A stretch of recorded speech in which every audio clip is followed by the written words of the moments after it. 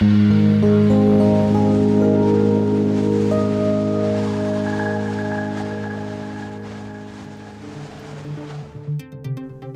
ice cover in the Arctic during summer is shrinking and thinning. The melt season is getting longer, and the amount of rotten ice is on the rise. We are studying the ice as it melts, and we are really interested in studying an ice type that hasn't really been looked at before, that we call like rotten ice. So it's like heavily melted ice. My primary interest in being involved in this project is thinking about this ice and its survivability at the end of the season. A multidisciplinary team of researchers is making a series of 3 monthly expeditions to Barrow, Alaska. There, to measure the summertime melt processes that transform the physical properties of sea ice, which in turn transform the biological and chemical properties of the ice habitat. And so here we are, and it's really important that it is interdisciplinary, because there's a structure of the ice, and the ice harbors these organisms.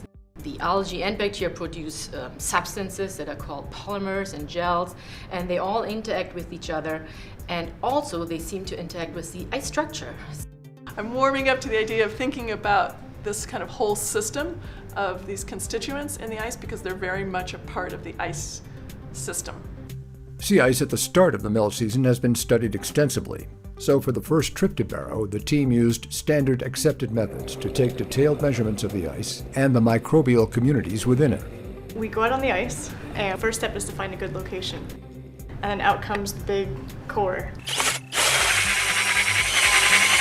For each site we went to, at least in May, we drilled 22 different cores.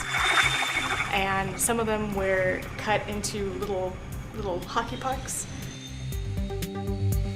that we then measured for density and salinity to understand how, as you go down a core, that changes.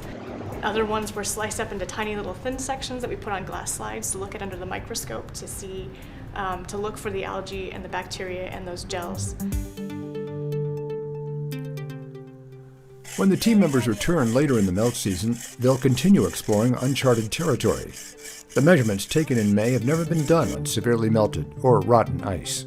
What we were looking for in May was kind of a baseline. This is ice that isn't rotted. So all those measurements that we were taking and all the observations we were doing was for comparison. When we go back in June and July, how are the cell counts changing? How is the structure changing? How are the organisms partitioning themselves within the brine channels, and is that different in this rotted out ice? During the melt season, sea ice can melt from the top by absorbing solar radiation. It can melt from the bottom because the ocean around it absorbs solar radiation and heats up, and then there's warm water underneath the ice. But it can also melt kind of from the inside out because of its microstructure. So it has these sort of conduits of fluid inclusions throughout it. And so if you warm up that water and increase the sort of connectivity of those fluid inclusions at the same time, you're pumping heat not just on the top and not just on the bottom, but in the interior of the ice.